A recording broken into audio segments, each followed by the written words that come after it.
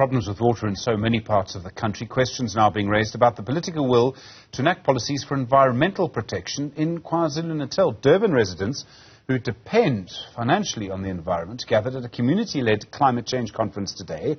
Among the activists were subsistence fisher people who are battling to earn a living due to the poor water quality on the beaches. Karinda Jagmohan was there. Small-scale fishermen have been speaking about how the closure of beaches have been affecting their livelihoods.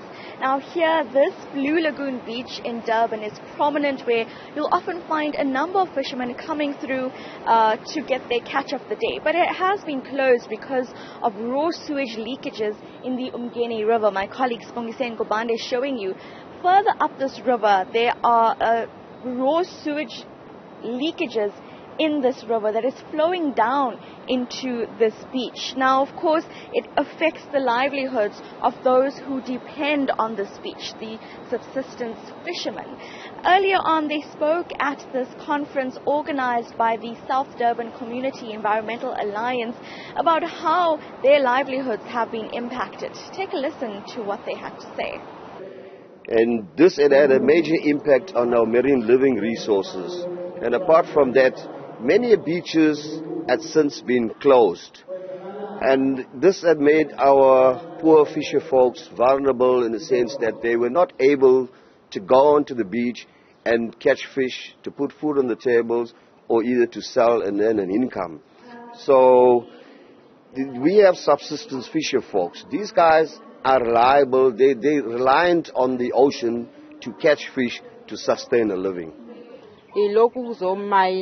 olwandle siyabona manje ukuthi lapho sizosala singenalutho sizokwazi ukuqhubeka siphile lapho olwandle.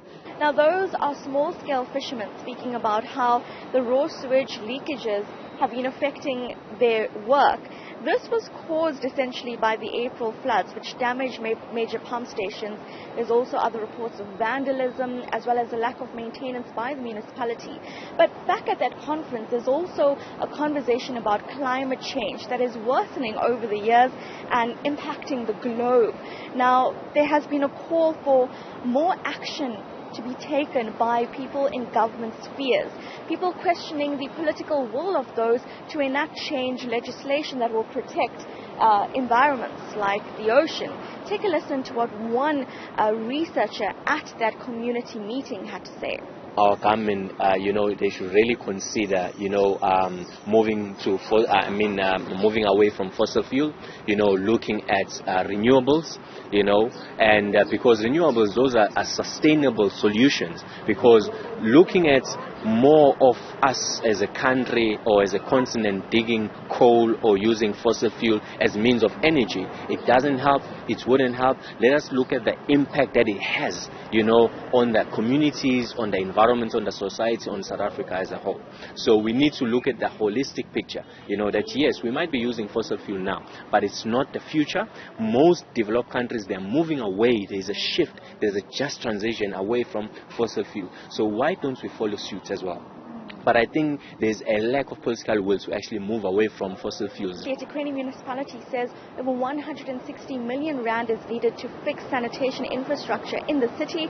This is money that Durban does not have, but they are looking to reprioritize their budgets to fix this crisis. In the meanwhile, several beaches in Durban remain closed ahead of the festive season. For Newzroom Afrika on Channel 405, I'm Karinda Jagmohan in Durban.